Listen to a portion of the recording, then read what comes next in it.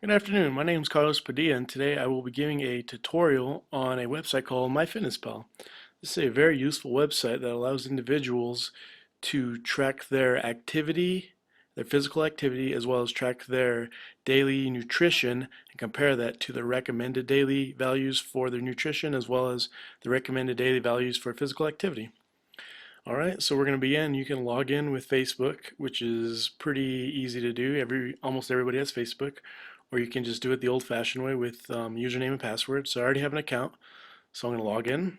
And when you log in, it's pretty important that you answer the questions honestly, because this is the information that's going to be basing your daily nutritional value on.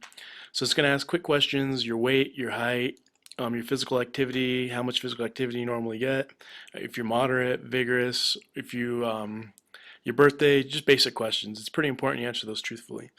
So based on my height, weight, and activity level, my recommended daily calories are 3,000.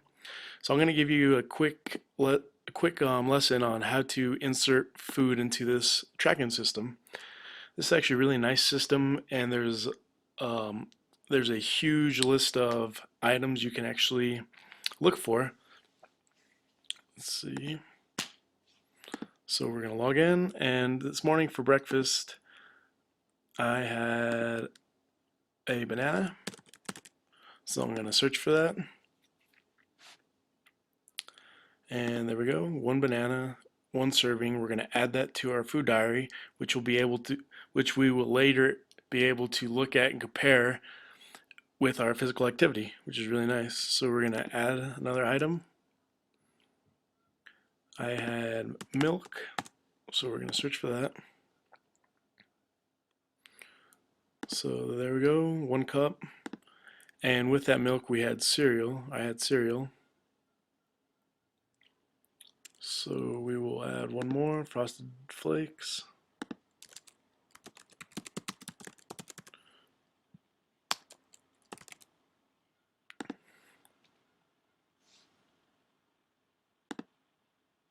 Alright, 3/4 of a cup.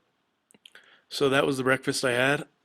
So from here we're going to see that the total amount of calories consumed were 368, the carbs, the fats, the proteins, sodiums, and sugars. So from here we can look at our recommended daily values based on our information we provided earlier, and we're going to see where we can improve. So we definitely have a lot of room for consumption in the afternoon. So for lunch and dinner and for snacks in between, we can actually kind of guesstimate how many calories we can consume based on this right here. So this is very useful. So you could plan accordingly, and you can see where you're deficient in certain areas. So this right here is very useful. This is the food intake portion of MyFitnessPal. The next thing I'm going to show you is the exercise portion of MyFitnessPal. So today is Monday, April 13th, and you have cardiovascular activities as well as strength training activities. So this morning I was at the gym. I did a cardiovascular activity, and I performed a run on a treadmill. So we'll search run. And this also has a large database. You can search a variety of exercises, which is very nice. So we did a pace of 6 miles per hour, and we ran for 45 minutes. So our calories burned, according to the information I provided earlier, my height, my weight, is 680 calories. So from here we can see our daily goal is 60 minutes of moderate activity based on our goals, which is very nice, so students could set their goals and they could work towards their goals and they could see what they're actually doing. So my goal is 60 minutes. I didn't quite get that. My calories burned were 680. So we could also compare that to your weekly goals, the minutes, and the calories burned. So for strength training, you do the same thing. If you did bench press, you'd be able to put in your sets, the reps, the weights, and all this at the end will actually counterbalance with your calories so you can see how you're doing. So we'll click on My Home. And since we did our cardiovascular activities, we actually had calories added on our calories remaining because we burned a certain amount. So if your goal is to lose weight, it is your calorie intake and your exercise should be pretty even. All right, so the next thing we can look at is the reports.